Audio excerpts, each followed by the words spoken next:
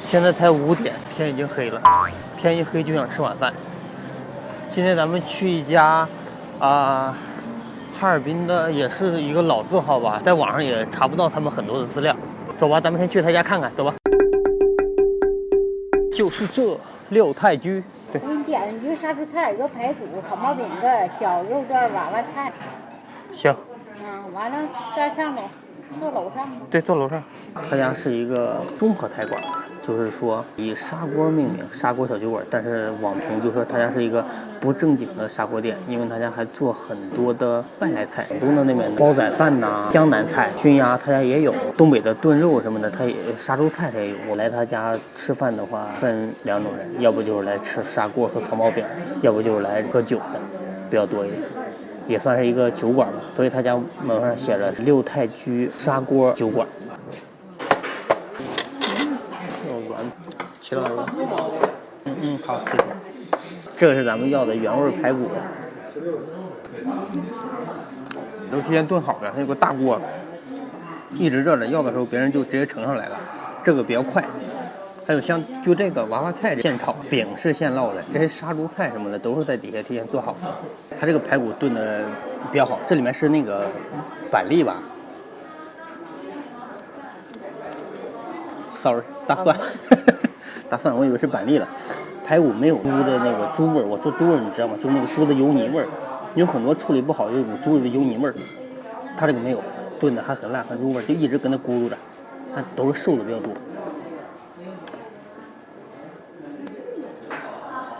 排骨但是价钱有点贵，18一份，这个份儿有点小。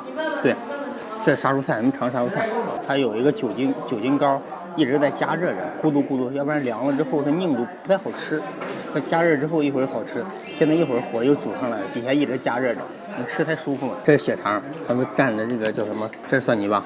酱油蒜泥。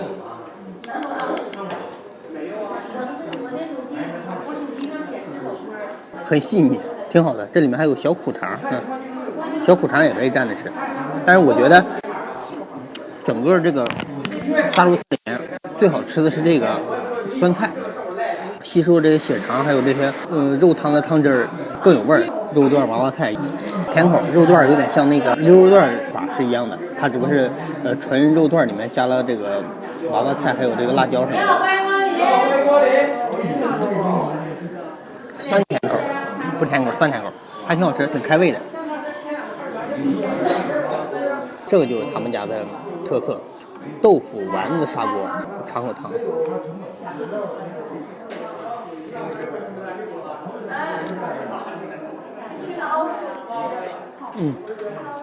很鲜，有一点点胡椒味儿。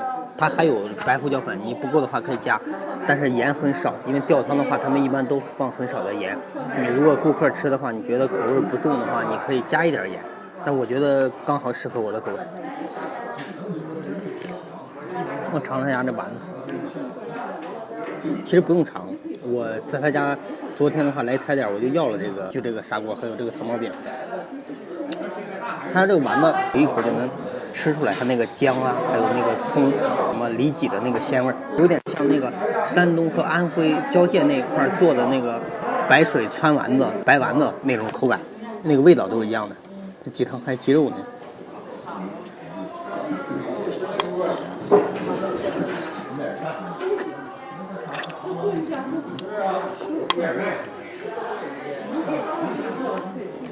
再配上那豆腐味儿，挺鲜的。他家这个草帽饼挺好，烙一整张，烙一圈一圈，像个草帽一样。但是他这个给你上桌的时候，整个太大了，给你切成4份，然后再给你蓬松一下子。你切开了之后，你好夹。要不然整张的话，我像我刚才一样用手撕。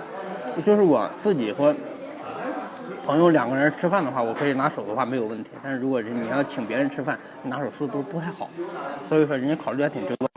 但是我之前吃过一家就给我上了一个整张的，我们2个人就看差眼了，没办法就拿着对撕。它还有小份菜，你也可以多点几样。当然你也可以要一个小份菜，要点砂锅，要这个20多块钱一顿饭就吃饱了，挺好的。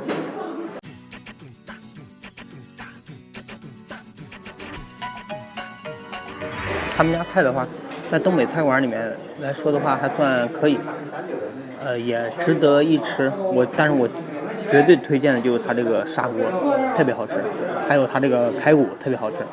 杀猪菜的话，我觉得你们要来东北想吃更好吃的杀猪菜，就去专门的馆子。我们下回会专门录这个杀猪菜，一共是118。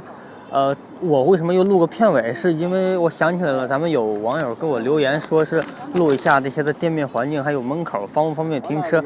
他家门口的话我们忘了录，但是我可以告诉你，他家门口的话是可以停车的，他自己有自己的停车位，但是不是特别多，也就10来个。好了，咱们就下次再见吧，拜拜，我走啦。